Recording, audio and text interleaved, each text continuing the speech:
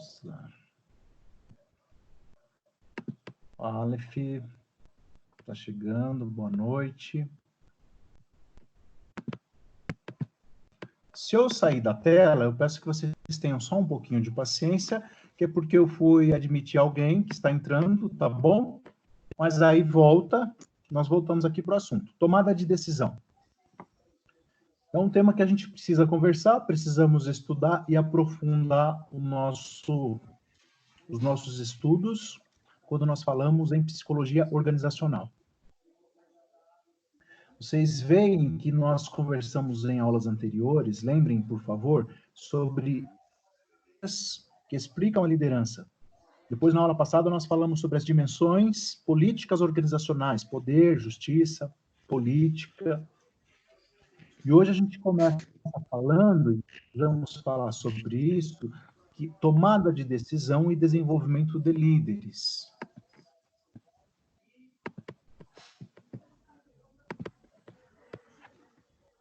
Eu vou correndo aqui, você vai me acompanhando, por favor.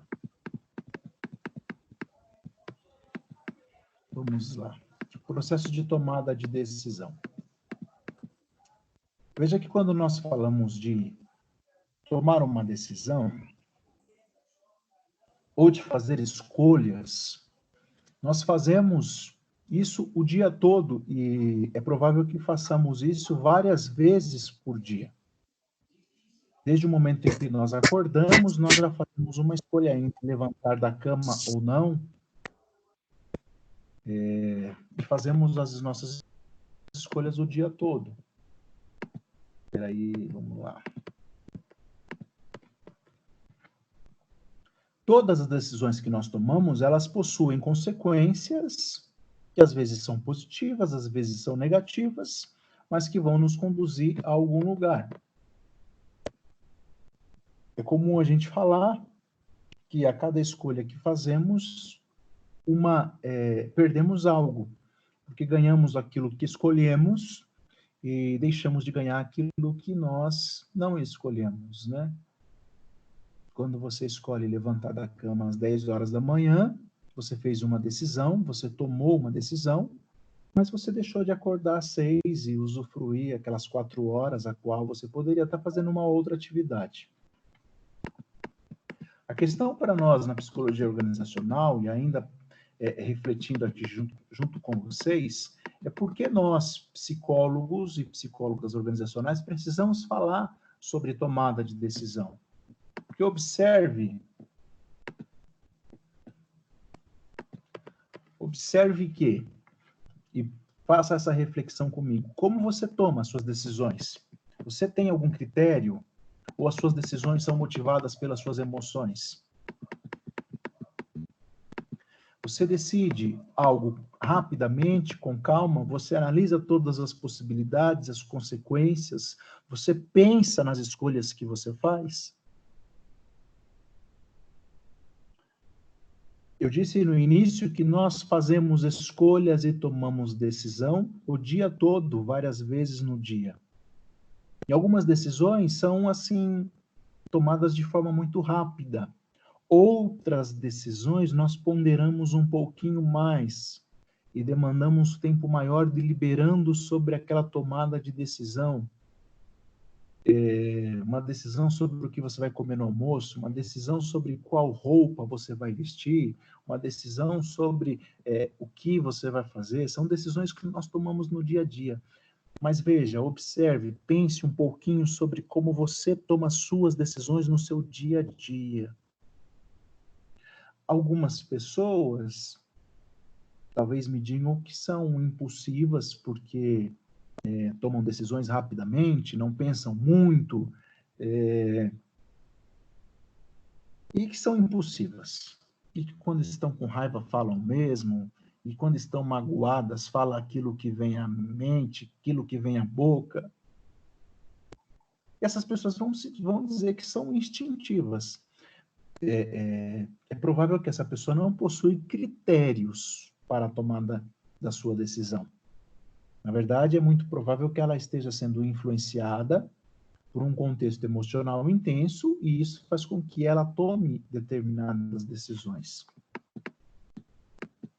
terrível nisso, Agora, é isso, né? senhoras psicólogas, desculpa, não entendi? Bem na linha da análise comportamental.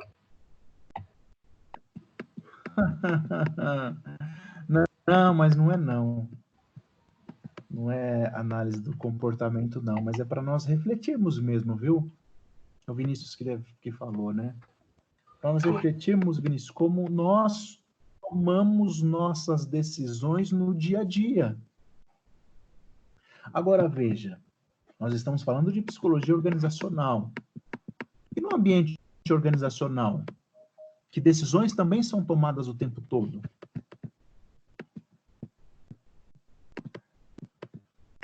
Que decisões são tomadas o tempo todo, que algumas fazem cotidiano, que algumas decisões que você toma dentro da empresa têm um impacto enorme, algumas decisões requer e devem ser mais estratégicas, outras vão ter impacto em toda a empresa, outras decisões terão impactos na vida dos colaboradores, na vida dos clientes, na vida de acionistas, na vida da comunidade onde aquela empresa está inserida. E aí eu vou ligar novamente a nossa reflexão. Fazemos e tomamos decisões todos os dias, o tempo todo, em nossas casas, no nosso dia a dia. Mas no ambiente organizacional, essas decisões também são tomadas o tempo todo. E eu vou repetir o que eu já disse, mas é importante. São decisões que têm muito impacto na direção naquela empresa, impacto no orçamento, impacto nos clientes, impacto nos acionistas, mas são decisões que muitas vezes o líder toma no cotidiano, no seu dia a dia, que talvez tenha impacto somente na vida de uma só pessoa ou de um grupo pequeno de pessoas. Mas ligando à nossa aula passada, talvez a decisão que esse líder toma de conversar somente com quem ele tem maior afinidade, de bater um papo somente com aquele cara que ele acha que é mais legal, e ele conversa menos com outro que é mais calado, talvez gere no outro uma percepção de injustiça com relação à relação que ele tem com esse líder. E esse sentimento de injustiça, lembrem, por favor, ele vai gerar maior rotatividade, comprometer o desempenho, vai comprometer o desenvolvimento daquela pessoa, vai talvez adoecer aquela pessoa, mas são decisões que os líderes, que os diretores, que os coordenadores tomam e têm todos os dias no ambiente organizacional.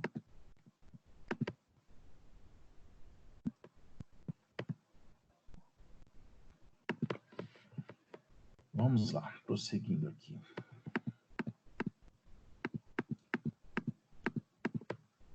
Tem uma definição aqui do Griffith Moorhead, de 2015, que é importante, tá bom? A tomada de decisão tem como elementos básicos ter um ou mais objetivos. Identificar as possibilidades de ação, as alternativas, considerar os possíveis resultados de cada curso de ação, avaliar o peso dos resultados estimados e, sim, aí sim realizar a escolha.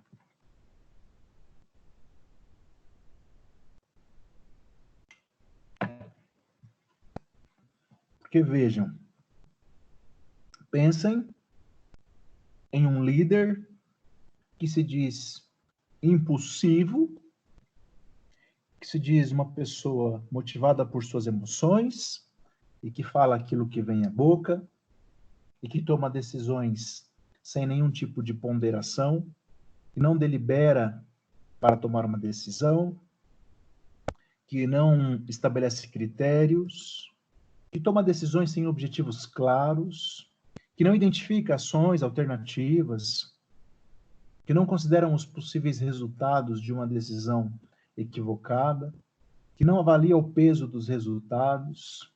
Pensem comigo o tipo de liderança exercido e os impactos causados nos liderados, nos influenciados, na empresa, em toda a organização, por uma pessoa que toma decisões desse tipo num cargo de liderança.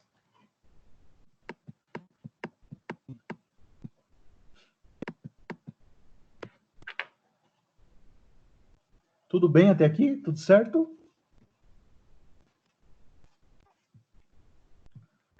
Ok.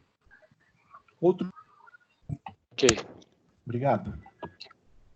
Obrigado, Michel. Outro ponto que nós precisamos considerar, senhoras psicólogas e psicólogos organizacionais, é o ambiente no qual essa decisão está sendo tomada. E aí nós vamos ter 3 tipos de ambiente. Esse material aqui eu vou disponibilizar lá no AVA daqui a pouco, tá? E você pode consultá-lo. Não vai estar em PDF, vai estar um link para que você possa abri-lo, tá?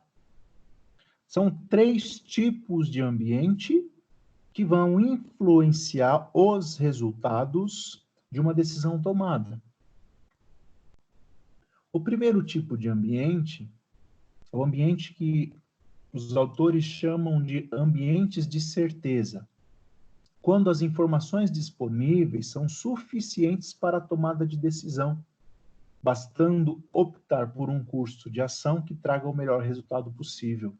Em um ambiente de certeza, o líder, na tomada de decisão, ele tem todas as informações sobre as alternativas, sobre os possíveis resultados, sobre as ações, ele tem informações disponíveis sobre quem serão as pessoas impactadas e afetadas por sua decisão, ele tem informações de curto, de médio, de longo prazo a respeito desta decisão que ele está tomando.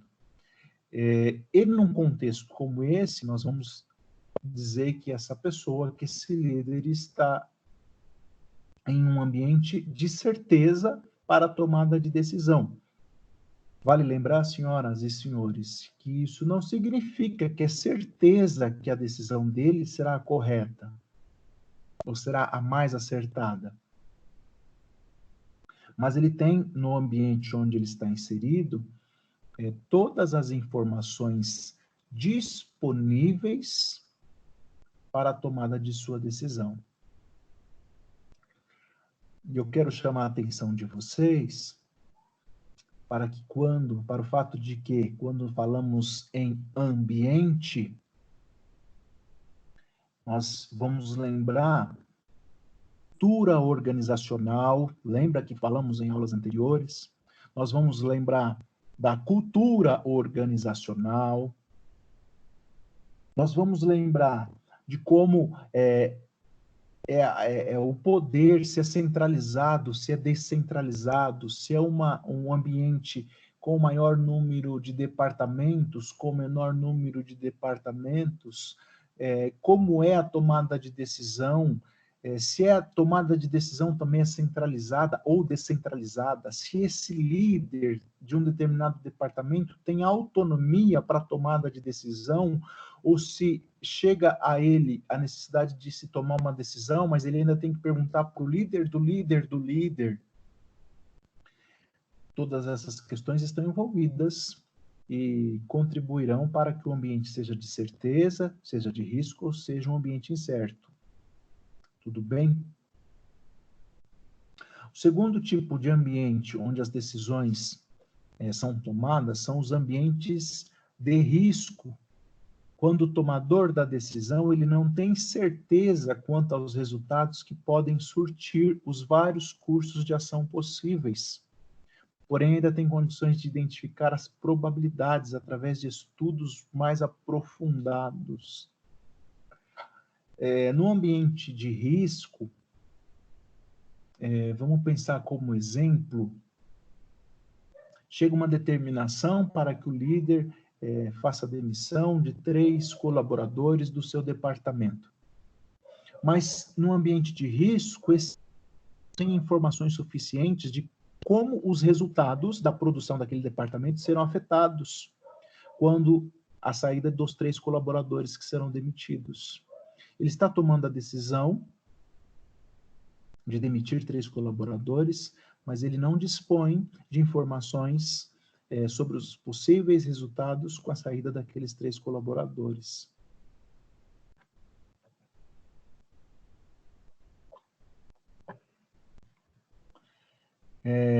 O terceiro tipo de ambiente são os ambientes incertos. É talvez o pior contexto, o pior ambiente para que uma decisão seja tomada. Porque nos ambientes incertos, as informações disponíveis são insuficientes para estimar os resultados de cada alternativa. A decisão exigiria uma boa dose de intuição, palpites decorrentes de experiências anteriores e pistas. No ambiente certo, o líder ele só recebe uma determinação para que uma decisão seja tomada, mas ele não dispõe de nenhum tipo de informação a respeito do porquê aquela decisão precisa ser tomada. Ele não dispõe a respeito das ações para que aquela ação seja tomada. Ele não dispõe de informações a respeito do tempo para que aquela ação, para que aquela decisão seja tomada. Ele não dispõe de informações a respeito dos riscos que serão decorrentes daquela tomada de decisão, mas ele precisa tomar uma decisão. Então, a gente tem 3 tipos de ambientes onde as decisões são tomadas: ambientes de certeza, ambientes de risco e ambientes incertos.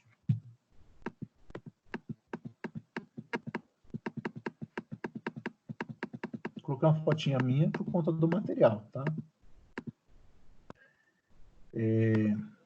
Além do ambiente, vamos considerar também tipos de decisão. Tá certo? Todo mundo por aí? Sim, professor. Legal. Fato. Ótimo. Alguém falou alguma coisa? Perguntou algo?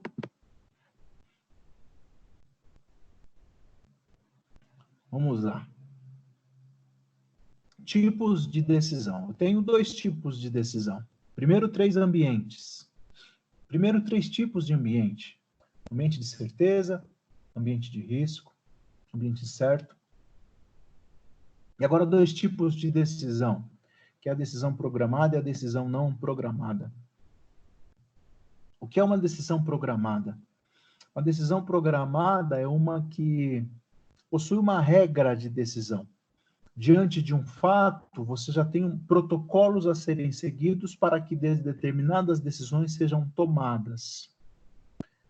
Diante de uma situação que está acontecendo, o líder ele já tem um protocolo, já tem um regulamento, já tem algumas normas pré-estabelecidas que compõem um conjunto de regras para que aquela decisão seja tomada. Então, são decisões que a gente chama de decisões programadas. Por exemplo, né, se não cair em 30%, você demite 3 pessoas. Se a produção aumentar em 20%, você inicia o processo de contratação de 2 pessoas. Então, são decisões do tipo programada, porque existem regras para que essas decisões ocorram, existem protocolos já pré-estabelecidos para que essas decisões sejam tomadas. O que difere muito da decisão não programada. A decisão não programada é uma decisão que se repete com pouca frequência e para as quais não há regras de decisão previamente estabelecidas. Um exemplo que pode parecer muito absurdo, mas não é. O líder está lá no seu departamento, está no seu setor, e 2 colaboradores entram em vias de fato, um golpeando o outro com socos, os colegas separam, e uma decisão precisa ser tomada de imediato pelo líder que presenciou essa cena. Então, não há uma regra, talvez não há um protocolo, talvez não há um programa para que essa decisão seja tomada. Essa decisão precisa ser tomada ali de imediato, pelo líder que está presenciando esse fato. Ô, professor. Sim. Eu acho que a própria pandemia serve como exemplo também, né? As organizações não têm claro como tomar algum tipo de decisão. Estamos construindo junto algumas decisões.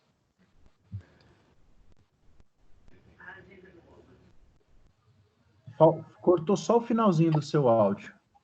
estamos construindo juntos algumas decisões, né? As organizações não têm receita pronta e acabada, né? Veja a questão, por exemplo, do MEC, né? Não se tem certo, claro, a pandemia não existe uma regra para isso. Nós estamos vivendo, apurando, criando. Não sei se eu fiz uma boa comparação. Exatamente. Perfeito. Ótimo. Ô, Vinícius. Existe uma situação que está posta, uma situação emergencial, que foi posta para líderes de nações, líderes de departamentos, líderes de ministérios, líderes de empresas, para que eles tomem decisões. E não existia uma regra para que essas decisões fossem tomadas. Não existia um protocolo, programas, né? Isso. Estão sendo tomadas decisões e regras estão sendo criadas nesse momento, né?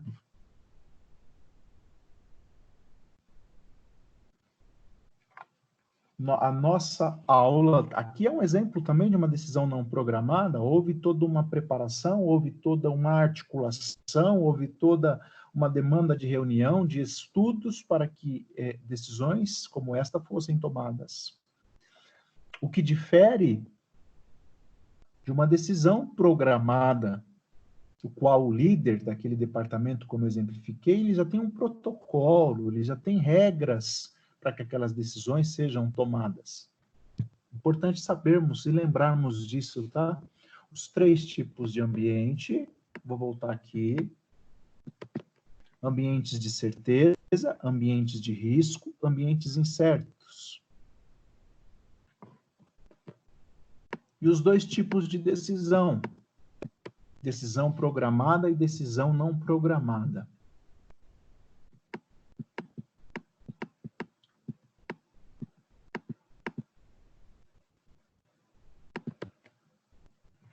Eu tenho 2 modelos na tomada de decisão. E isso vai depender muito, o modelo utilizado, ele vai depender do ambiente no qual esta decisão está sendo tomada, e vai depender também do tipo de decisão que está sendo tomada. Numa decisão programada, é provável que o modelo decisão seja este modelo racional. Perceba que há uma ordem, uma sequência estabelecida na tomada desta decisão. Primeiro define-se o problema, se há discrepância entre o estado atual, o que se deseja, identifica-se os critérios para a decisão, atribui-se pesos específicos a cada um desses critérios, desenvolve-se alternativas que são listadas, que são planejadas, avalia-se cada uma destas alternativas e, por fim, escolhe-se a melhor alternativa de acordo com a pontuação atingida. Perceba que há uma racionalidade, que há uma sistematização, uma racionalização nessa tomada de decisão. Eu entendo aqui que há um tempo para que essa decisão racional, no modelo racional, seja tomada. Há um tempo, talvez até mesmo uma regra de decisão para que o modelo racional seja aplicado. Um ambiente, talvez, de certeza, no qual o líder ele possui todas as informações a respeito dos resultados, das variáveis envolvidas nas escolhas, dos possíveis resultados. Num ambiente de certeza, talvez eu tenha o ambiente mais propício para que o modelo racional de tomada de decisão seja o mais apropriado. Mas em alguns ambientes, eu vou ter o modelo da racionalidade limitada. Na maioria das vezes, as pessoas tomam decisões sem ter acesso a todas as informações, e sem realizar uma análise criteriosa de todos esses passos, e se contentam com uma solução gente boa, não necessariamente sobre de informações. O áudio aqui tá péssimo. Não entendi seu nome? O áudio tá péssimo. Estou ouvindo, pode falar. O áudio ficou ruim, tá robotizado, picando. Ah, entendi. Talvez seja a internet que oscilou, viu? Agora voltou. Sim, voltou. Voltou? Voltou. Legal. Perfeito, ótimo. Obrigado Repete, por por avisar, favor, viu? professor, esse racionalidade limitada. O modelo da racionalidade limitada é um modelo de tomada de decisão que o líder, que a pessoa, ele toma uma decisão sem ter acesso para analisar todas as informações que são importantes para a tomada daquela decisão. Isso acontece por escassez de tempo, por escassez de custos, por limitação da capacidade de processamento das informações. E esse modelo da racionalidade limitada, se nós lembrarmos dos ambientes, o modelo de...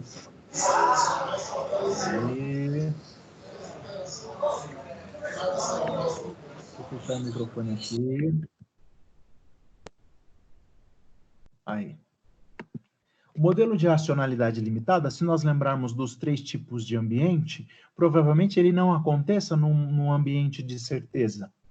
É muito provável que o modelo da racionalidade limitada, escassez de tempo, escassez de informações, de custos, é provável que nós estejamos falando de um ambiente de incerteza ou de um ambiente de risco. São aquelas empresas, aquelas organizações que fazem tudo de última hora, sabe? Entregam um determinado projeto, sem informações, sem perspectivas de resultados, sem avaliações, sem análise nenhuma, para que um líder tome uma decisão.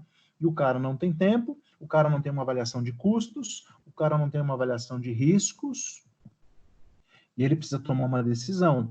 É muito provável que o modelo utilizado na tomada dessa decisão seja de racionalidade limitada. Por que racionalidade limitada? Ele vai racionalizar na tomada daquela decisão, só que ele estará limitado por conta da escassez de tempo, da escassez de informações que lhe foi imposto por conta do ambiente daquela organização.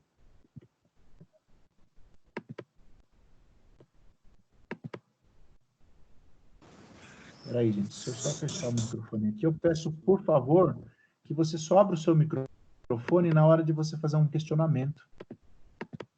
Senão dá muita interferência mesmo. Aí.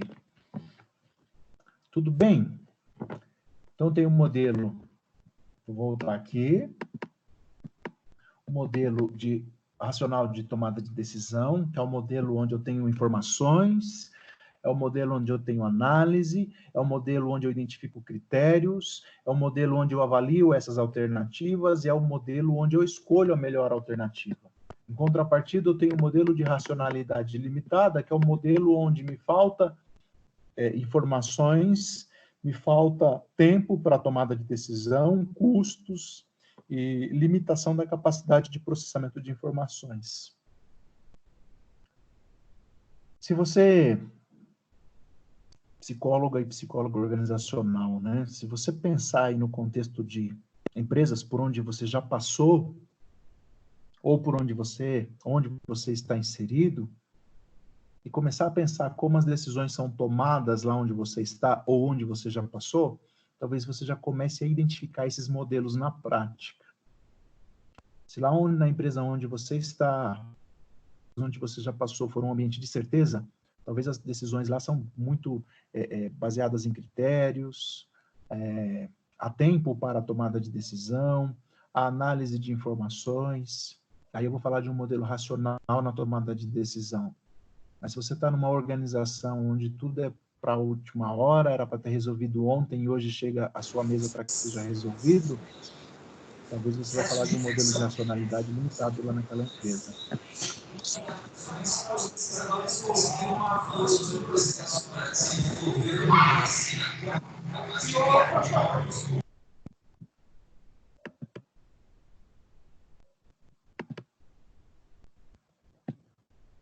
Aí.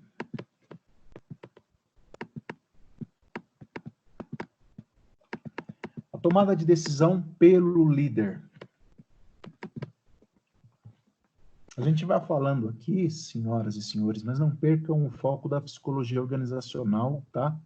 Da prática da psicóloga organizacional dentro de uma empresa.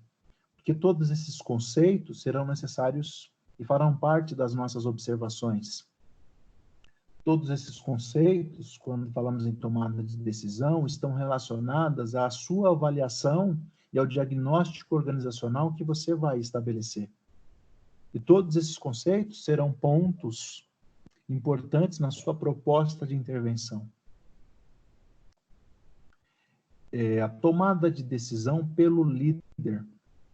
Vocês lembram, é provável, que nós falamos em teorias que explicam lideranças. A liderança, lembram? Falamos da teoria dos traços, da teoria Big Five, da liderança situacional, do líder servidor, do líder coaching. Falamos de vários tipos de lideranças. E falamos de perfil de uma pessoa que desempenha uma função de liderança. E aqui na tomada de decisão, a gente separa todos esses tipos, os autocráticos, que também é provável que você e eu já tenhamos conhecido líderes autocráticos em nossas experiências profissionais. São aqueles que tomam as decisões praticamente sozinhos. Isoladamente, o cara vai lá, toma uma decisão e a coloca, a impõe ao grupo, aos colaboradores, aos seus liderados. A gente tem os líderes democráticos, que são aqueles que trabalham com o grupo para ajudar os membros a chegarem às suas próprias decisões. Que é aquele líder que vai pedir a opinião das pessoas que compõem o seu grupo, que vai ouvir as demandas, que vai coletar as informações, que vai analisar as necessidades de cada um e as necessidades da empresa. Esse é o líder chamado democrático. E a gente tem os líderes, que são chamados de liberais, ou os líderes laissez-faire. Lembra da liderança laissez-faire? Deixa acontecer, deixa as coisas fazerem. O líder liberal é aquele líder que deixa o grupo tomar suas próprias decisões, sem interferências. É aquele cara que eu disse na liderança laissez-faire, meio Zeca Pagodinho, né? Deixa a vida me levar, a vida leva eu, e as decisões vão sendo tomadas, eu não me envolvo muito. E se há algum conflito no meu grupo, eu também não me envolvo muito, deixa o pessoal tomar as decisões.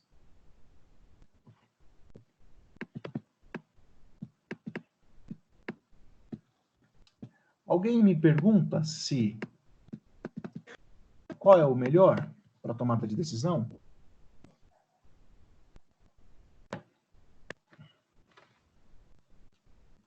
Existem? Então eu lanço a pergunta. Existe um melhor perfil de liderança quando eu falo de tomada de decisão? Liderança autocrática, líder democrático ou líder liberal? Eu acho que depende muito da cultura da empresa, do ambiente que a empresa vive. Claramente, a gente vai pensar num líder democrático, onde ele pode ouvir a opinião de todos, agir em grupo, onde eles podem chegar, os membros chegarem às próprias decisões e tudo mais. Democrático, né? Mas a maior parte a gente tem que pensar na cultura da empresa. Se for uma empresa mais rígida, o líder vai tomar a decisão sozinho e ele não vai se importar pelos funcionários. Os funcionários vão ter que acatar a decisão que ele escolher. Professor, um Boa, líder liberal, ele não corre o risco de perder a liderança?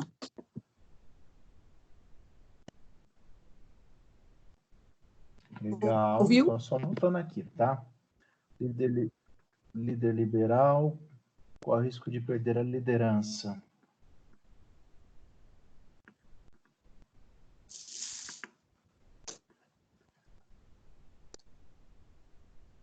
Professor, Bom, gente, sim?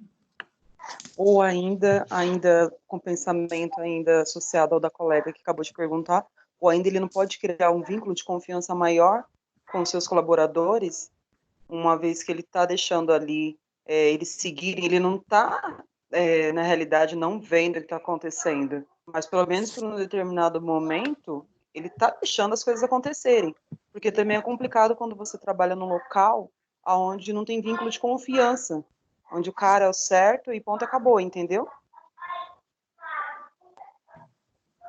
Entendi, Débora. Então eu não ouvi o começo, ou pelo menos não entendi, sobre o líder liberal? Está ouvindo agora? Oi? Está conseguindo escutar agora? Agora sim. Então, eu perguntei o seguinte, ainda associado à pergunta da colega aí, esse líder liberal, ele, Da na Diana. verdade, ele segue para dois lados, aparentemente, né? Por um, realmente, é que nem ela disse, Uhum. fica aquela coisa meio aberta, né? Ah, vai deixando tudo acontecer e parece que ele nem está exercendo a liderança. Mas, em contrapartida, ele não pode vincular um acolhimento, um vínculo maior, uma vez que ele demonstra para os seus colaboradores que ele confia no que eles estão exercendo, porque é complicado você trabalhar sob pressão Entendi. ou com alguém a todo momento em cima que parece que não confia no que você está executando. Entendi, Débora. Ótima colocação. Eu espero que todos estejam aí refletindo sobre isso. Bom, primeiro eu vou afirmar que não existe um tipo de líder que seja melhor ou pior na tomada de decisão. E agora, pensando aqui nas colocações, primeiramente da Ellen, que disse que o tipo de liderança ou o tipo de líder, ele está muito relacionado à cultura organizacional. Concordo com você, Ellen. Nós, psicólogas organizacionais, precisamos estar atento à cultura organizacional daquela empresa. E em uma cultura organizacional inflexível, rígida, autocrática, absolutista, centralizada, talvez seja comum que os líderes também assim o sejam. Mas vejam que nós falamos aí quando conversamos sobre as teorias da liderança, que liderança é a capacidade, e aí eu estou lembrando da definição de Robbins, de uma forma simplificada, parafraseando o autor, de que liderança é a capacidade de influenciar pessoas para o alcance de determinados objetivos. Quando falamos em líderes, em pessoas líderes, nós vamos estar falando de pessoas que desenvolvem ou que exercem poder, e aí eu já lembro desse conceito também, com base baseado naqueles 5 pilares de poder. O líder, é provável que seja uma pessoa que inspira, uma pessoa que a sua liderança, ela tem a base do poder de referência, lembram? É uma pessoa que os liderados olham para ele e o tem como um exemplo, e o tem como uma referência, e se inspiram a olhar para ele. Mas vamos pensar que um líder democrático, que ouve as pessoas que compõem o seu grupo, esteja trabalhando em uma empresa rígida, de uma cultura organizacional inflexível, de uma cultura organizacional absolutista. Puxa, esse líder democrático, ele vai se moldando àquele ambiente e talvez ele vá ter uma postura autocrática em algum momento. Mas o cara é líder, o cara ele inspira, o cara ele é uma referência, o cara ele motiva, o cara influencia as pessoas. Quando você, psicóloga organizacional, e eu, psicólogo organizacional, olharmos para esta empresa, a partir da demanda que nos foi apresentada, a partir das mudanças que nos estão sendo propostas, a partir das necessidades que estão buscando na nossa atuação, é importante que a gente observe se essa cultura está sendo benéfica ou não, positiva ou não, para o relacionamento dos seus líderes com os seus liderados.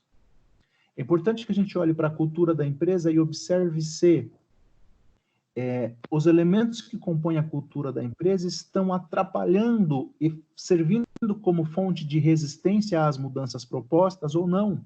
Se eu tenho uma empresa estagnada, uma empresa parada, uma empresa que não admite mudanças e com isso ela está perdendo o seu campo de atuação e de desenvolvimento por conta da sua cultura organizacional que limita a prática de seus líderes. E aí vale fazer a referência aqui entre a diferença entre o administrador da empresa e os líderes daquela empresa.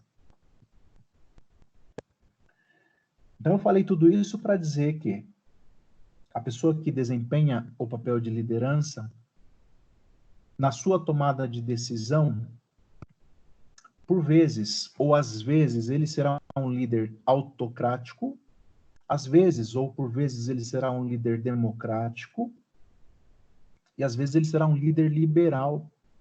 A Diana questionou sobre o líder liberal perder a sua liderança. Um ótimo questionamento, Diana.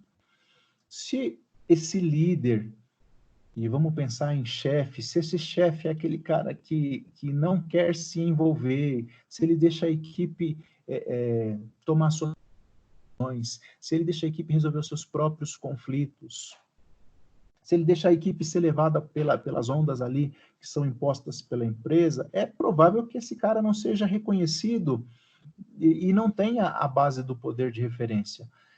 É muito provável que ele tenha o poder da base legítima. Ele está ali porque a empresa o colocou, mas ele não possui uma liderança, ele não possui uma influência, ele não possui uma referência para os seus liderados. Então ele não vai perder a liderança porque, na verdade, ele nunca teve. Mas o bom líder, ele sabe que quando ele olha para o seu grupo, e no momento que o seu grupo está, de acordo com a maturidade do seu grupo, de acordo com a motivação do seu grupo, de acordo com a competência técnica do seu grupo, ele vai tomar decisões autocráticas, às vezes ele vai tomar decisões democráticas, e às vezes ele vai tomar decisões liberais e vai permitir que o seu grupo tome as suas decisões. Por quê? Porque em algum momento emergencial, ou no momento onde ele precisa tomar uma decisão do tipo não programada, ele precisa ser autocrático. Percebem? Ele não tem condições, ele não tem tempo, ele não tem oportunidade, ele não tem como mensurar o peso dos resultados se ele abrir a discussão para todo o grupo. Então ele tem que ser aquele cara de voz ativa, de voz firme, que chega e fala, pessoal, é assim. Ele é um bom líder, ele reconhece que não é o momento para uma decisão, para uma liderança democrática. E ele vai ter uma postura autocrática. Em outros momentos, ele percebe que o pessoal está desmotivado, ele percebe que o pessoal não está muito engajado, e aí ele desenvolve uma liderança do tipo democrática. Ele convida o pessoal para participar da tomada de decisão para que as pessoas do seu grupo sintam-se pertencentes a todo aquele conjunto, a todo aquele contexto, elas se sintam pertencentes àquele grupo e se envolvam mais, se engajem mais, se comprometam mais na realização e no alcance do objetivo a partir daquela decisão. Nesse momento, esse líder vai ser democrático. Esse líder, ele é um bom líder e ele percebe que em alguns momentos, de acordo com a maturidade do seu grupo, ele precisa ser um líder liberal. Ele percebe que um conflitozinho que aconteça ali vai ser bom para amadurecer aquele grupo. Se o fulano discutir um pouquinho com o ciclano e o beltrano intervir, isso vai fortalecer o grupo, isso vai unificar o grupo, isso vai formar uma aliança entre o grupo que é importante para o alcance dos seus objetivos. Então ele se torna um líder liberal, ele demonstra confiança, como a Débora disse, ele faz com que as pessoas se sintam estimadas, ele faz com que as pessoas se sintam pertencentes, ele faz com que as pessoas se sintam importantes naquelas decisões. Resumindo, o bom líder, ele terá posicionamentos autocráticos às vezes, posicionamentos democráticos às vezes e posicionamentos liberais às vezes. Tudo vai depender da maturidade de sua equipe, da motivação de sua equipe, da competência técnica de sua equipe, do momento, do ambiente onde a decisão está sendo tomada e do tipo de decisão que precisa ser tomada. Beleza, povo? Vamos lá. Perfeito. Se eu falar muito rápido, vocês me interrompem, por favor.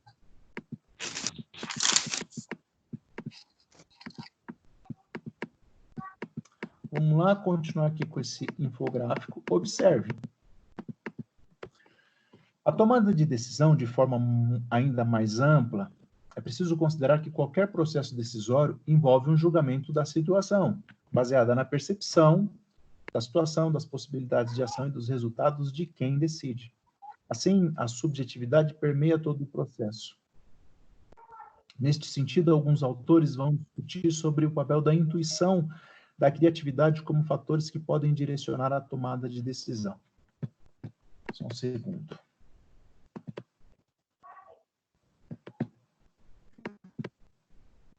Por que essa observação? Precisamos considerar também os aspectos subjetivos no processo de tomada de decisão. A intuição, a visão, a perspectiva, a percepção da pessoa que toma aquela decisão. Além de todas as informações, além de todas as avaliações, além de todos os critérios, é importante nós percebermos também o perfil psicológico, a subjetividade do indivíduo que toma aquela decisão. Para que a gente perceba se aquela decisão ela pode estar ou não no caminho mais acertado. Não necessariamente o que dará as melhores respostas, mas aqui está no caminho mais acertado.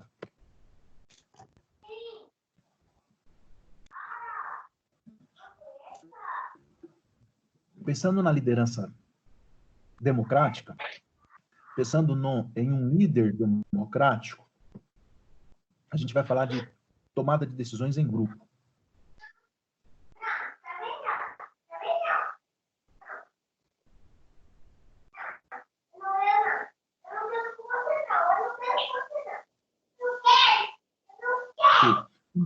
Quando o grupo... Só um minuto.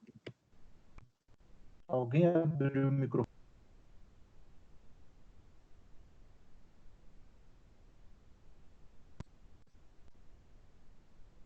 Aí. Vamos lá. Entende-se que as decisões que são tomadas em grupo, ou quando o grupo participa das decisões, eles se engajam mais, eles se comprometem mais, eles participam com muito mais afinco do alcance daquele objetivo. Quando a solução final for escolhida, quando o objetivo for alcançado, nós teremos mais gente para apoiar e implementar, pois as pessoas daquele grupo participaram daquela tomada de decisão. Aqui é só uma ressalva, mas que eu volto a afirmar, depende do momento, do grupo, do contexto, da competência técnica, no momento onde a decisão está sendo tomada, tá? Não se esqueça, é interessante refletir sobre as possibilidades de aplicação dessa abordagem nas organizações. Qual abordagem? A decisão em grupo, pois ela implica muitos fatores. Ela está relacionada a muitos fatores. Qualquer tipo de tomada de decisão, seja qual for o ambiente, como a Diana, a Ellen nos lembrou, a cultura organizacional ela estará diretamente relacionada a esse contexto, a esse tipo de tomada de decisão, a influência do perfil desse líder. Talvez a cultura organizacional ela ofereça abertura a mudanças, talvez não. Talvez a cultura organizacional ofereça o estímulo ao trabalho em equipe, talvez não. Talvez a cultura organizacional ela ofereça condições para que esse estilo de liderança seja desenvolvido. Talvez não. Por isso, como eu disse anteriormente, é importante que você, psicóloga organizacional, esteja atento a todos esses fatores, observe muito bem a cultura organizacional, todos esses aspectos envolvidos, o tipo de liderança, os tipos de líderes que participam desta organização, como as decisões são tomadas, em quais ambientes essas decisões estão sendo tomadas, quais tipos de decisão são tomadas naqueles ambientes. Tudo bem, povo? Sobre tomada de decisão? Eu vou abrir aqui um outro materialzinho para a gente acompanhar aqui e falar sobre... Sim. Olha, alguém tem alguma pergunta sobre tomada de decisão? Isso é muito importante, hein?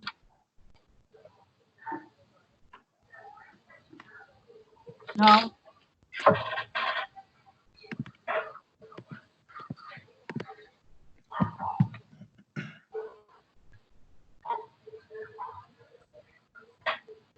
Visualizam aí a minha tela? Desenvolvimento de líderes? Ainda não. Ainda não.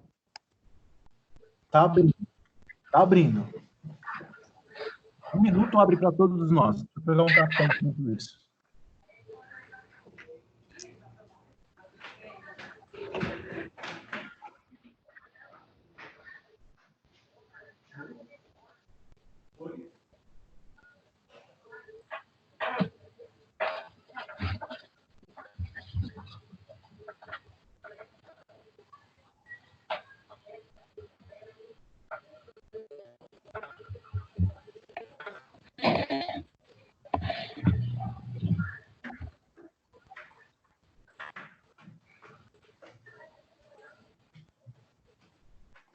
Voltei. Estão aí? Sim. Abriu? Não. Não. Boa. Eita, tá abrindo, gente. Tá rodando. Eu vou falando aqui, a gente vai. E logo mais chega para vocês aí a tela, viu? Abriu para você, Michael, Vinícius? Acho que alguém aí disse que abriu. Para mim não abriu, não. Não. Não, professor, não abriu não. Não. Não, professor. Não abriu para ninguém. Não. Não. Não. Não. Não.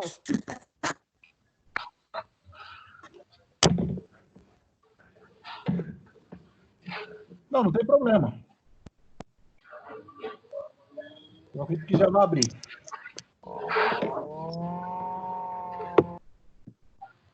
Eita.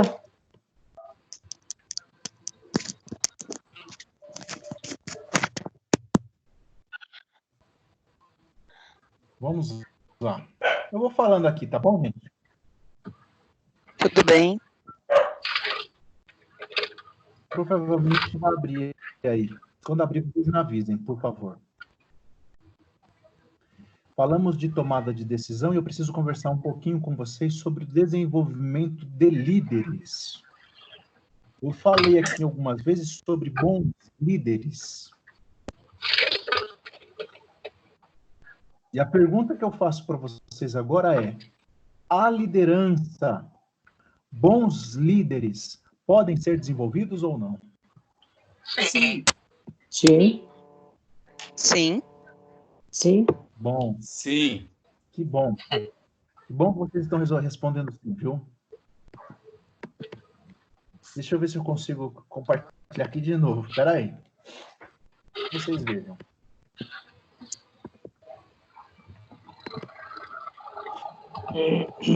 Ainda bem que vocês acreditam que sim. Porque o desenvolvimento de líderes, desenvolvimento de lideranças, é uma prática em expansão da psicologia organizacional. Os psicólogos organizacionais estão sendo bastante requisitados para o desenvolvimento de líderes, para o desenvolvimento de pessoas que desempenham a função de liderança.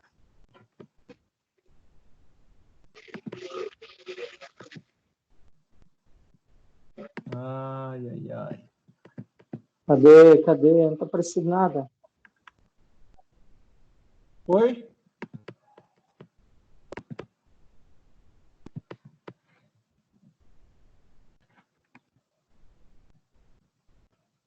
Veja, talvez um colaborador, ele é eficiente, ele é competente, ele é um cara assíduo, pontual, ele desenvolve muito bem a sua função.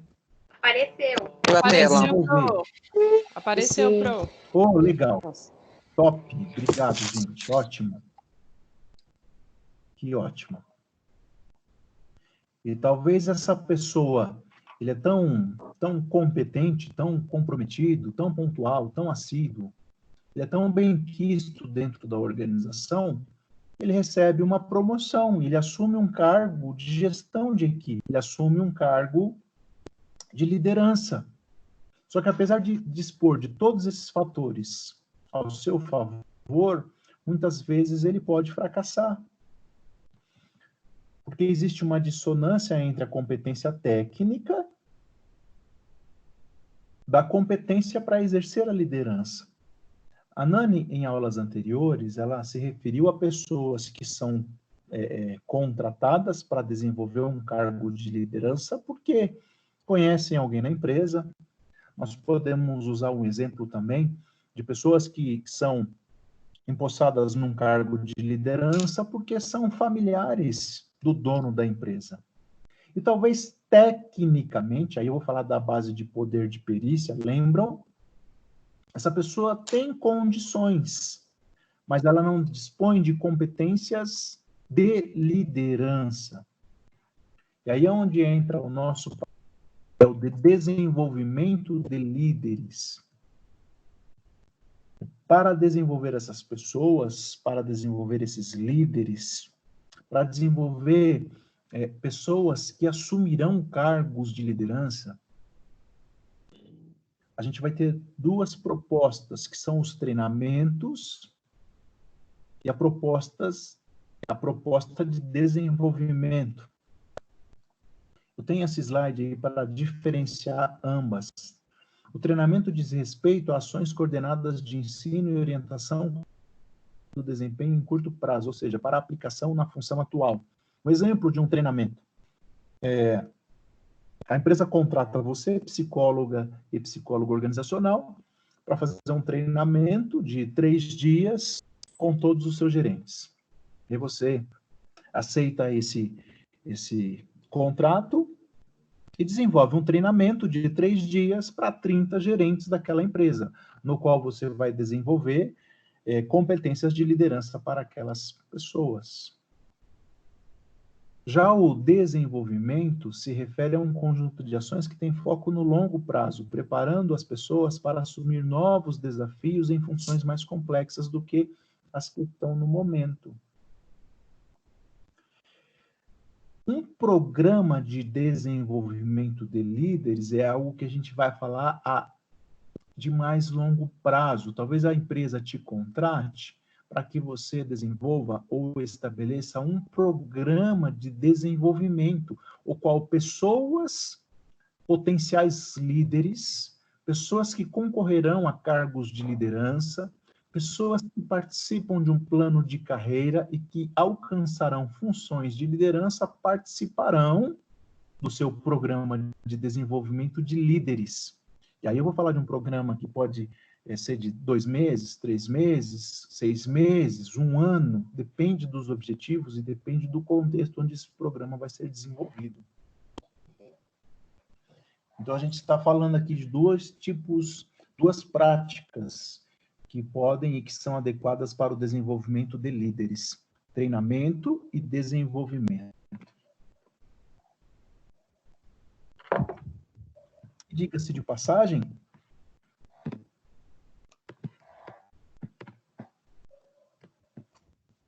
opa, peraí, acho que sumiu a tela. Vamos lá, acho que deu uma caidinha aqui. Vocês estão aí ainda? Sim. Sim. Eita, minha tela saiu, voltou. Sim. Agora está aparecendo a tela para vocês.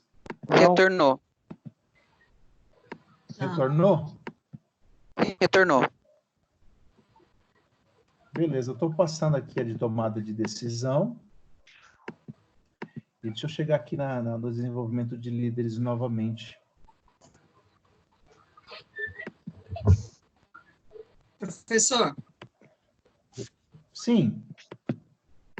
Então, o treinamento está focado na melhoria e aplicação na função atual. O desenvolvimento, a gente poderia comparar um plano de carreira, não levando em consideração só sim a motivação para a evolução desse profissional? Quem falou? Diana.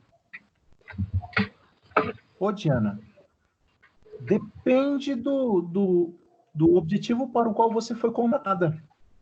O que difere o treinamento do desenvolvimento é justamente o objetivo para o qual você está sendo contratada. Vamos pensar assim, talvez houve a promoção de 3 pessoas, de 3 colaboradores competentes, e agora eles vão passar a exercer, a partir do mês que vem, o cargo de gerentes.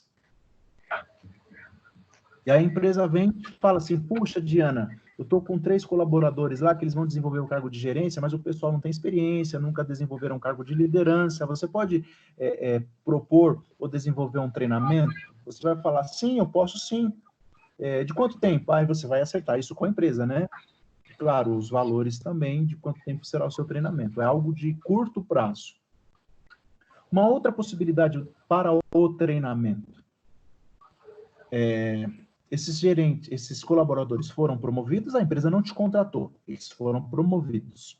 E aí, à medida que eles começam a desenvolver a função de gerência, eles começam a ter problemas de relacionamento com os liderados, começa a se ter problemas com relação à produção do departamento que eles lideram, começa-se a ter problema na tomada de decisão, começa-se a ter vários problemas relacionados a aspectos de liderança.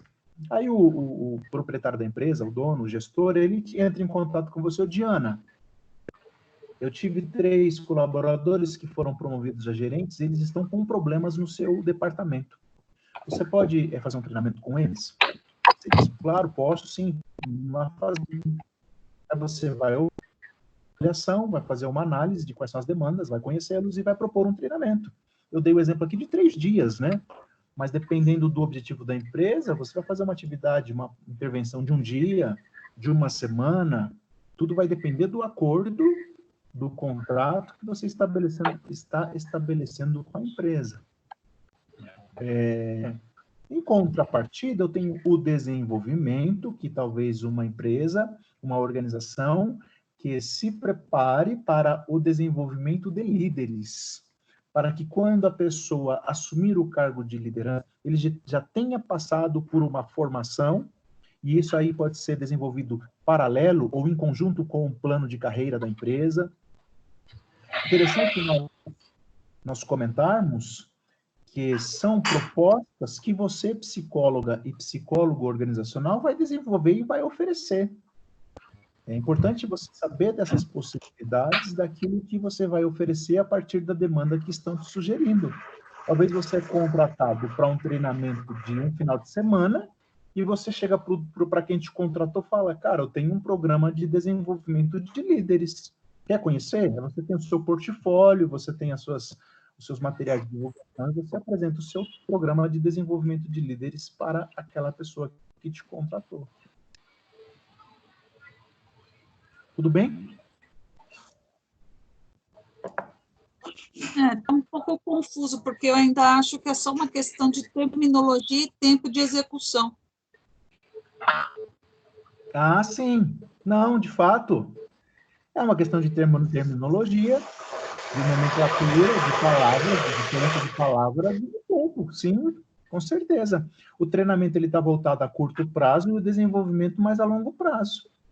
Perfeito, foi a Diana que disse, é isso aí mesmo. Sim. É isso, Diana. Lembra que o treinamento está relacionado ao curto prazo E o desenvolvimento está relacionado ao longo prazo. Claro que eu não tenho um curto prazo estabelecido em um dia, 2 dias, 1 semana, 1 mês, nem um longo prazo estabelecido em 2 meses ou 1 ano. Tudo isso vai depender da proposta de trabalho que você vai estar apresentando para a empresa e para o objetivo qual você está sendo contratada. Usando um outro exemplo, a pessoa te contrata, uma grande empresa te contrata, e ela te apresenta o plano de carreira, ela te apresenta qual é a nomenclatura para que as promoções aconteçam dentro daquela empresa, e ela, por experiências anteriores, ela já percebeu que as pessoas, quando são promovidas ao cargo de liderança, carecem de algumas competências. E o dono da empresa, o gestor, te apresenta tudo isso, aí você vai estar falando ou tratando ali de um desenvolvimento, de um programa mais a longo prazo. Mas é isso mesmo, com relação ao tempo. Sim? Seria no caso, por exemplo, de uma grande rede, quando ela vai abrir uma filial. Ela tem um líder que tem competências, desenvolve liderança com um grupo, é referência, mas ele precisa ser gerente. Então, ele vai desenvolver atividades mais complexas para que na nova unidade ele assuma como gerente. É isso?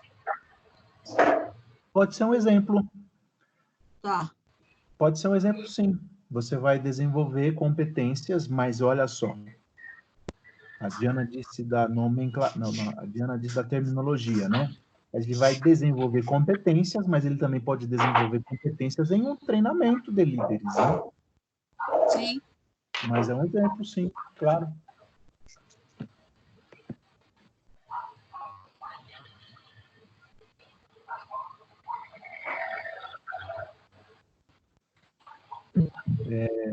Olha só essa observação. A preparação de colaboradores, idealmente, de forma ideal, de forma mais apropriada, deveria ser realizada com base em programas de desenvolvimento de líderes. Deixa eu fechar o microfone aqui, só um minuto.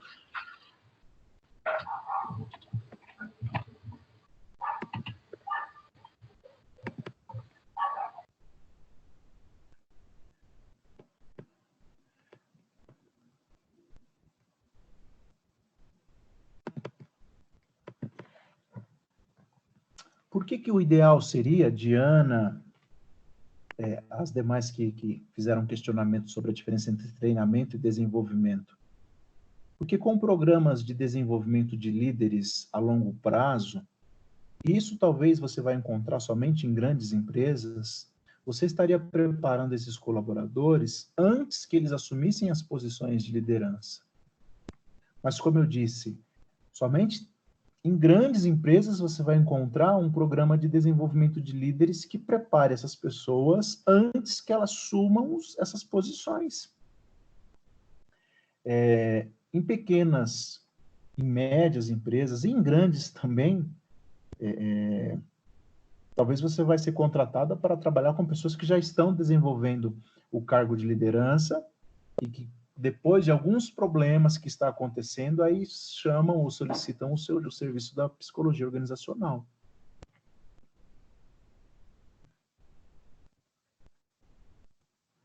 Importante nós lembrarmos, a Skit nos dá essa dica, de que o desenvolvimento de líderes, ele envolve mais do que um simples programa de treinamento ou de desenvolvimento em sala de aula.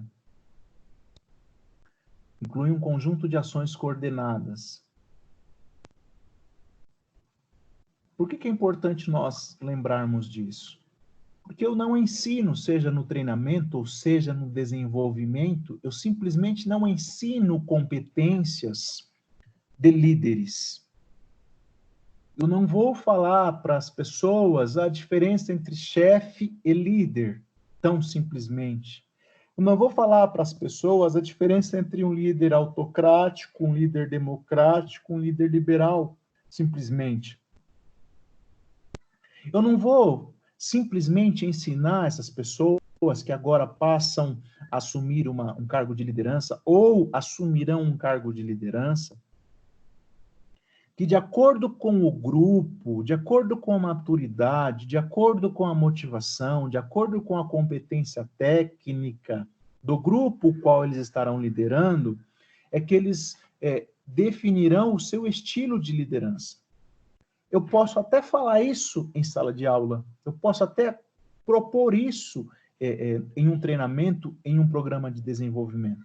Mas é importante eu lembrar que quando falamos em desenvolvimento de líderes, nós estamos falando de um conjunto de ações coordenadas. Quais são esse conjunto de ações? Veja, paralelo ao desenvolvimento do conhecimento técnico, que é esse ao qual eu me referi, nós precisamos fazer um investimento nas competências pessoais e interpessoais. Além de embasar essas pessoas com um conhecimento teórico a respeito do que seja liderança, do que seja motivação, do que seja comunicação, nós precisamos fazer um acompanhamento, um aconselhamento também com suporte psicológico para que essa pessoa vá se adaptando a essa nova função. Talvez promover uma prática de liderança com atividades ali em grupo, em contextos de aprendizagem, sabe, como um estágio, talvez com algumas dinâmicas, talvez com um jogo corporativo, no qual a gente possa desenvolver na prática as competências de liderança.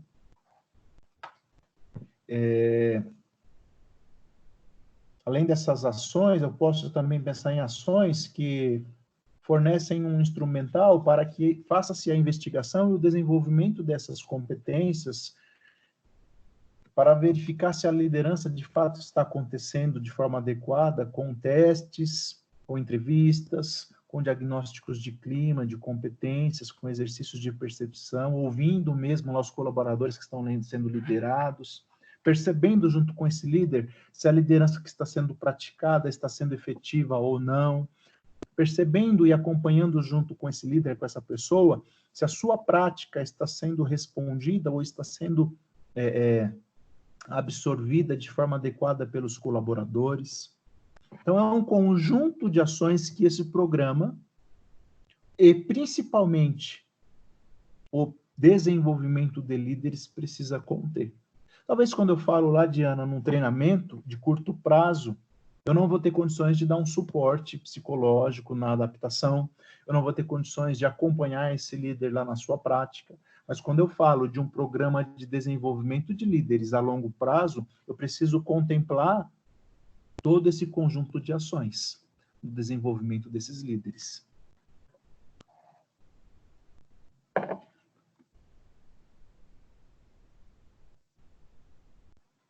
Também é aconselhável que o líder, que essa pessoa, ele se envolva em todo esse processo de desenvolvimento. Puxa, é importante que no meu programa de desenvolvimento de líderes, a longo prazo, está bem? Eu encoraje essas pessoas, esses líderes, a desenvolver mecanismos de autoconhecimento, autocontrole, autoestima, sabe, o hábito de conversar com seus liderados sobre o desenvolvimento deles, o desenvolvimento profissional, o hábito de se aproximar das pessoas que ele lidera. Por que desenvolver o hábito? Por que desenvolver o autoconhecimento? Porque talvez você ofereça lá em sala de aula, no seu programa de desenvolvimento, ou mesmo no seu treinamento, uma infinidade de conceitos teóricos, mas a pessoa que está ali, o futuro líder, ou líder em exercício, ele tem uma crença de incapacidade, ele acredita que ele não vai dar conta daquele serviço. Se você não convidá-lo, não encorajá-lo para um autoconhecimento, não encorajá-lo para um processo terapêutico, não encorajá-lo para alguma intervenção que possa auxiliá-lo nessa demanda, é provável que a sua liderança esteja comprometida. Talvez o líder está ali participando do seu programa de desenvolvimento, e você está falando sobre conceitos teóricos, e ele é um cara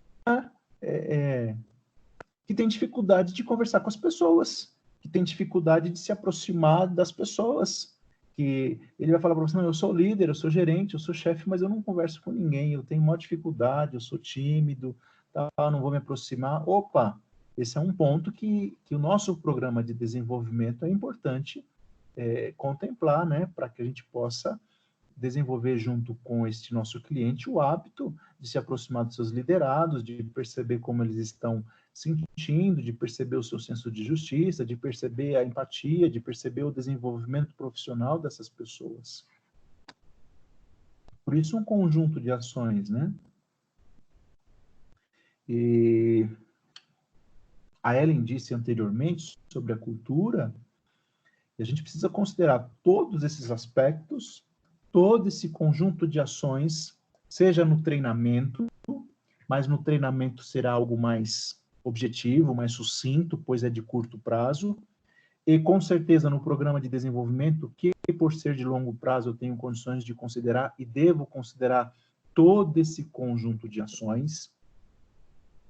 Mas eu preciso verificar também qual é o tipo de líder que se pretende desenvolver, qual é o tipo de líder que a organização está me solicitando. Então, por exemplo, talvez seja um cara liberal demais, e aí a gente precisa desenvolver competências para que, de vez em quando, e quando necessário, ele seja um líder autocrático. Talvez seja um líder que você perceba que ele não sabe falar não, o que é muito comum, um líder que não sabe falar não. E aí ele é liberal, não porque ele é liberal por si, mas ele é liberal porque ele não sabe falar não. Então a gente vai desenvolver essa competência junto com essa pessoa. Observar qual é o tipo de líder que se pretende desenvolver. Observar a cultura, como nós já dizíamos, a estrutura, os objetivos organizacionais, o contexto daquela organização.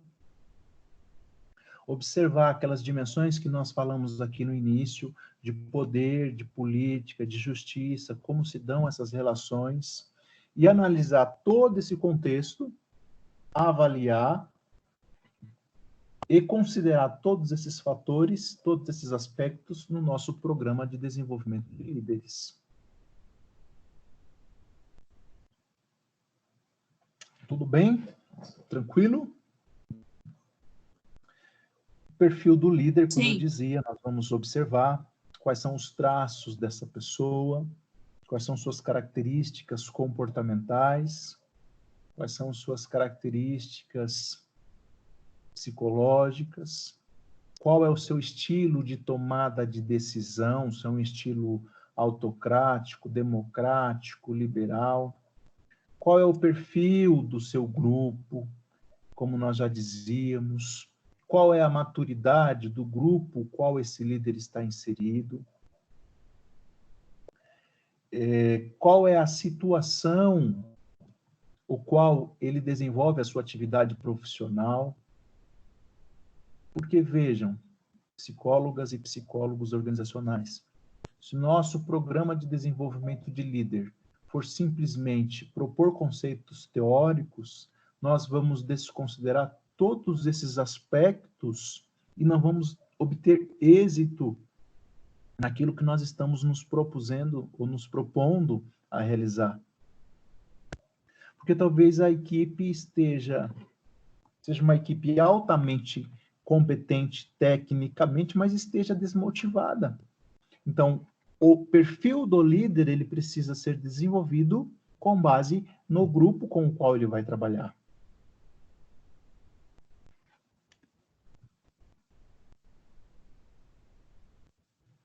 Tudo bem? Vamos lá com os exemplos aqui. Tá tudo certo.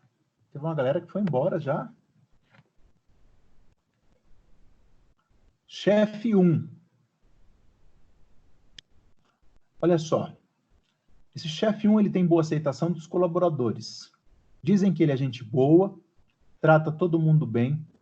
Ele é igual a gente, não tem frescura, mas também dizem que, em alguns momentos, parece que falta conhecimento para orientar os trabalhos direito. Já ouviram chefes desse jeito? Já. Gente boa, trata todo mundo bem. Hã? Sim. É um cara legal pra caramba. É um cara que até é respeitado pelas pessoas, mas em alguns momentos você percebe que ele não sabe muito bem do que ele faz. Ele não tem muita competência técnica para fazer o que faz. Mas é um cara gente boa, e por isso ele vai sendo tolerado. O chefe 2 é respeitado pelos subordinados, ele está há muito tempo na empresa, conhece bem o negócio. Ao mesmo tempo, relatam que às vezes ele é durão, tem umas ideias meio antiguinhas, mas não abre mão da sua opinião. Percebem? Esse segundo chefe aqui, a gente é aquele cara que fala, puxa, esse cara sabe das coisas. Ele sabe o que ele está fazendo. Só que aquele cara que não abre mão, ele não dá o braço a torcer. Quando ele chega com uma opinião, quando ele chega com uma decisão, é aquilo e pronto, acabou. Não adianta o subordinado, o colaborador, ele argumentar ou apresentar outras variáveis que esse chefe 2 aqui, ele não vai abrir mão da sua opinião, né? Olha o chefe 3. Um cara jovem na empresa, tem uma excelente formação e experiência em empresas de ponta. Os colaboradores dizem que ele é fera e está melhorando muita coisa lá no departamento. Também dizem que às vezes ele tem algum problema com os caras mais velhos. Não aceitam muito as ordens dele, mas quando isso acontece, ele não se acanha. Chama a gente, conversa, pede opinião e todo mundo entende o que precisa ser feito.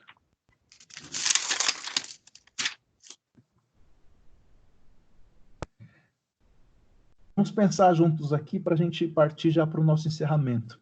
Que estilos de liderança, uso do poder e tomada de decisão você reconhece nos relatos, considerando esses 3 chefes citados?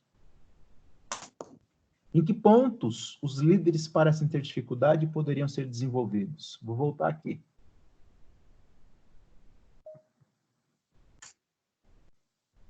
Poxa, se a gente olhar para esse chefe 1, ele é um cara que tem uma boa relação com os liderados.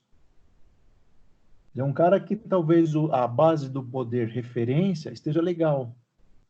Mas o que nós precisaríamos desenvolver com esse chefe 1?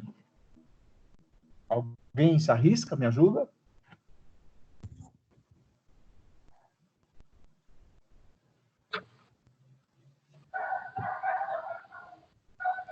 Desenvolver mais nele o poder de perícia, o poder de conhecimento da causa, professor? Quem falou, Vinícius? Sim. Perfeito, Vinícius. O poder de perícia, ele está carecendo de conhecimento técnico para a sua atividade. Ele carece de conhecer mais a atividade que ele faz. Aí o nosso programa de treinamento, nosso programa de desenvolvimento, é importante que contemple para esse chefe um aperfeiçoamento na sua própria atividade técnica. Se nós, assim, observarmos essa necessidade, nós precisamos propor para o seu gestor que ele desenvolva, que ele faça um curso de reciclagem, que ele faça um curso de aperfeiçoamento, que ele faça uma pós-graduação, enfim. O poder de perícia, ele precisa ser contemplado no desenvolvimento desse chefe 1. E no chefe 2? Como que nós poderíamos pensar no desenvolvimento para esse cara aqui?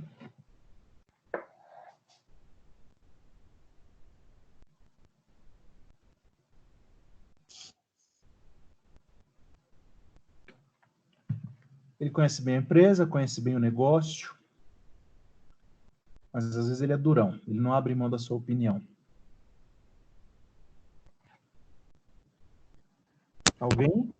Investigar, por exemplo, o suporte psicológico, do tipo de interação deles com as pessoas. Eu não te ouvi muito bem, mas...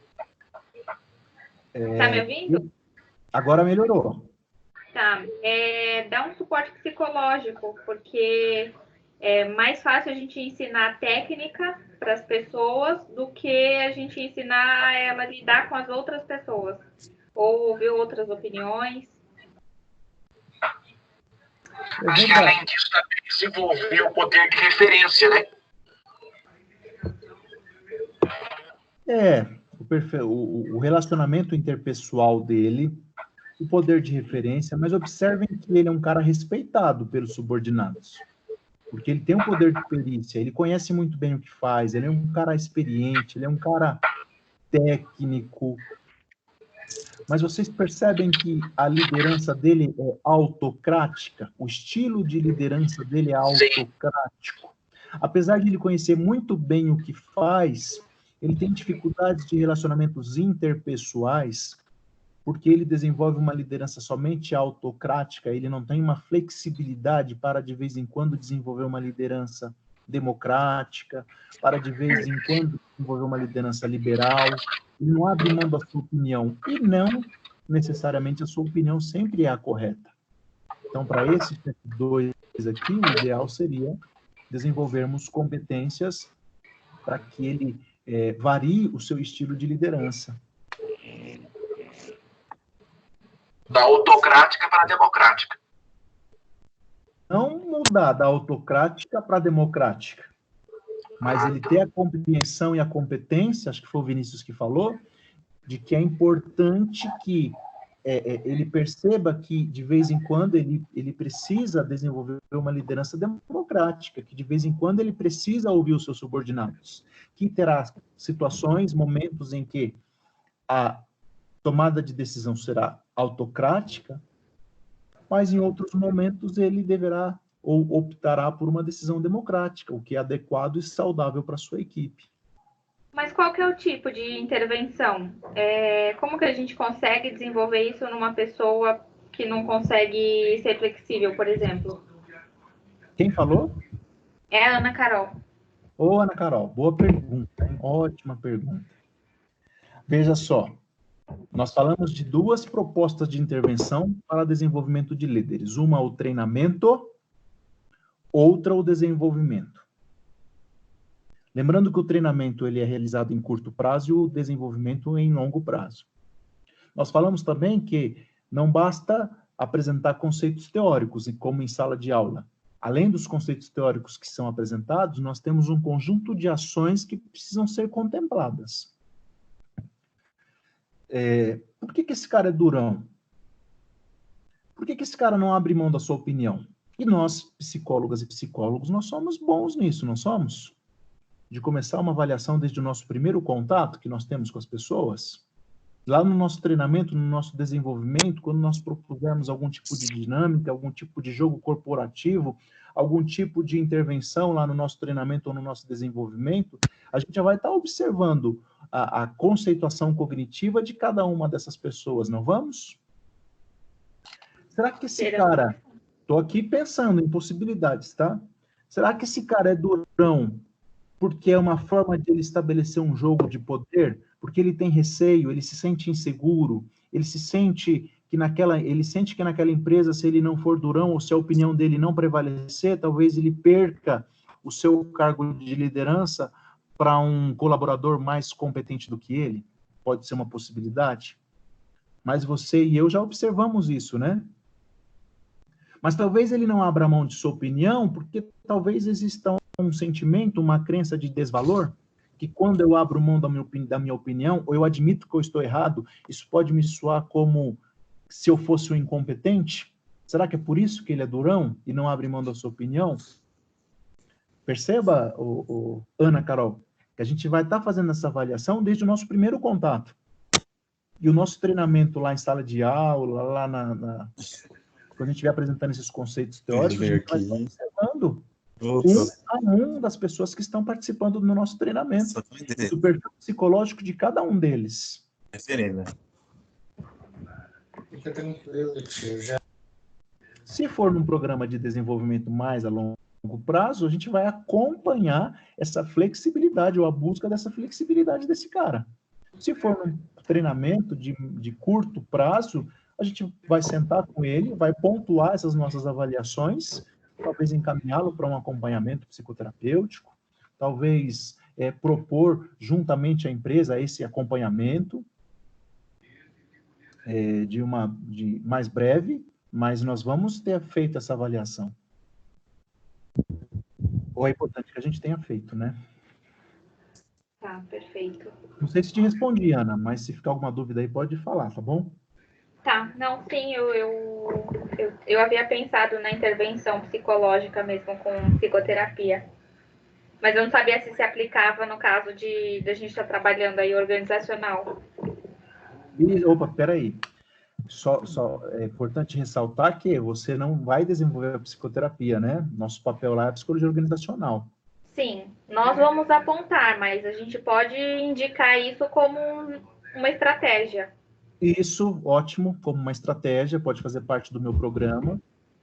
Pode fazer, eu posso ter dentro do meu portfólio de serviços oferecidos uma proposta de um processo psicoterapêutico ou mesmo de um coaching psicológico breve para que eu atenda a demanda desse profissional. O que é importante nós observarmos é que o fato, nesse exemplo aqui, de ele ser durão e não abrir mão de sua opinião, pode estar ligado a vários fatores, mas que desde o nosso primeiro contato, nós já estamos avaliando, né? E buscando intervenções que possam buscar a flexibilidade desse cara, né? Tá, perfeito. Ótimo. E esse terceiro aqui, o que vocês me sugerem? Ele é um cara novo, é jovem, mas ele tem uma excelente formação, o pessoal respeita ele, chama ele de fera, diz que ele está melhorando muita coisa lá, porém, às vezes ele tem problema com os caras mais velhos, que não aceitam as ordens dele. Isso é muito comum, hein? Qual o estilo de tomada de decisão dele? Democrático? Democrática. Ótimo. Veja que ele chama as pessoas, ele conversa, ele pede opinião, e todo mundo entende o que precisa ser feito. Ele tem um estilo democrático. Qual a base de poder que ele possui?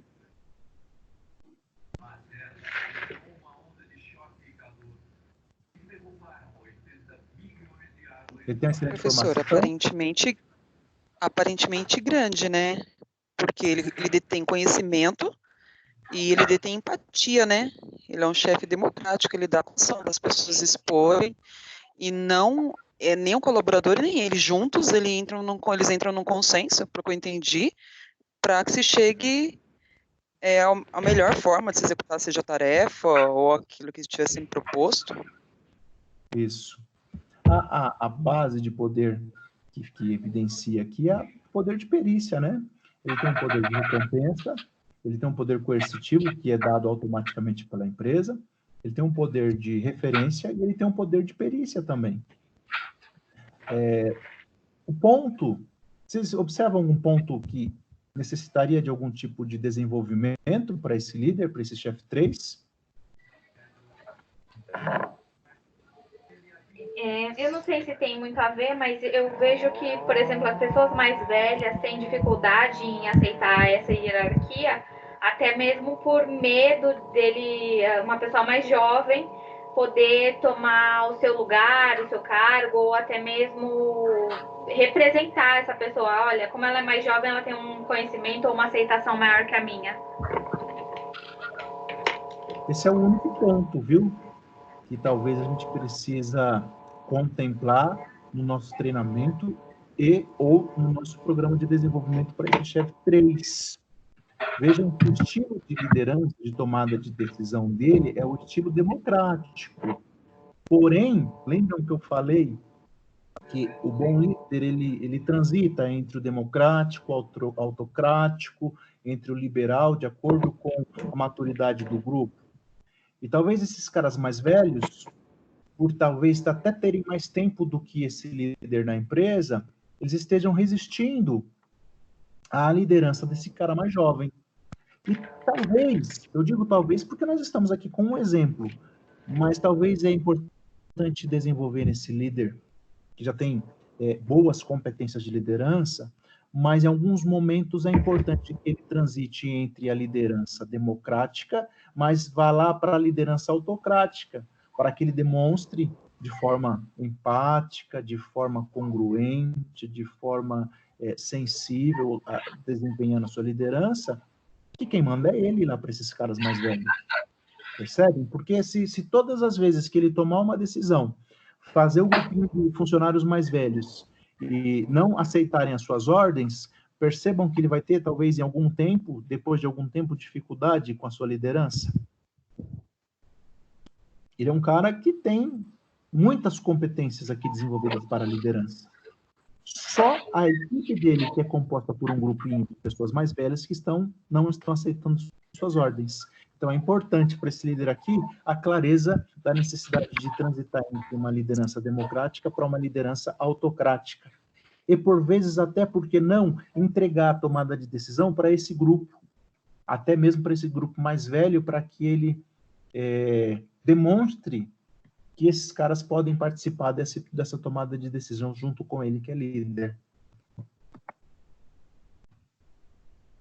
É isso.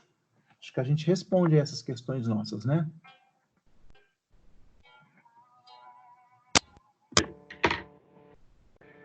Vou voltar aqui. Tudo bem, povo? Alguém quer fazer alguma pergunta? Tem algum questionamento? Quer falar alguma coisa?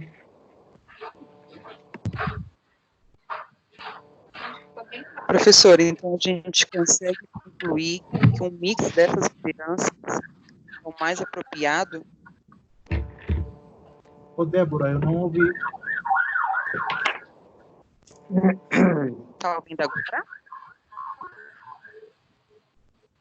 Professor? Sim, estou te ouvindo agora. Eu estou dizendo o seguinte, então, dado tudo que já foi falado do clima e de outras coisas mais, a gente consegue concluir que, então, um mix, né, de acordo com cada situação, seria o mais apropriado para cada, dependendo da situação, seria o mais aconselhável? Eu não entendi o que seria o mais aconselhável, Débora. Cortou. Um mix. Tipos de liderança, né, uma vez que a gente tem vários tipos de liderança. Bom, eu tenho estilos de liderança, né? E se eu lembrar do conceito da teoria da liderança situacional, eu vou lembrar que o meu tipo de liderança, ele vai ser exercido de acordo com o grupo o qual eu estou liderando.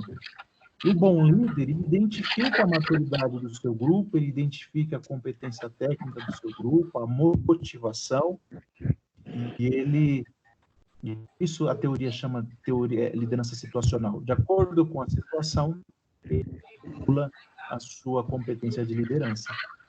É comum quando nós perguntamos se a liderança autocrática, qual é a melhor, se é autocrática, se é democrática, se é liberal, a gente se remeter a que a melhor é a liderança democrática. Mas vejam, em muitos momentos, dependendo do ambiente, dependendo do tipo de decisão, a decisão mais adequada, a decisão mais apropriada será baseada na liderança autocrática. O líder vai ter que chegar e falar e tomar uma decisão sem consultar os demais do grupo. Isso vai depender muito de todos esses fatores que nós estamos discutindo, né? Perfeito. Bom, pessoal, se alguém tiver mais alguma pergunta, eu vou continuar por aqui, tá bom? De antemão, eu já aviso que essa aula foi gravada. Daqui a pouquinho eu já disponibilizo ela lá no AVA, bem como o primeiro material que eu coloquei para vocês sobre tomada de decisão também estará disponível lá, tá bom? Para que você consulte, para que você leia, para que você se aprofunde. Se porventura surgir dúvidas, algum questionamento, por favor, me acione por e-mail, me acione no WhatsApp, me acione aqui pelo Teams, tá bom? Quinta-feira que vem nós voltamos, falaremos sobre um outro assunto, mas sempre ligando a todos esses conceitos que nós estamos trabalhando desde o nosso primeiro encontro, tá bom? Em psicologia organizacional. Tá bom, obrigada, boa noite, professor. Gente, obrigado.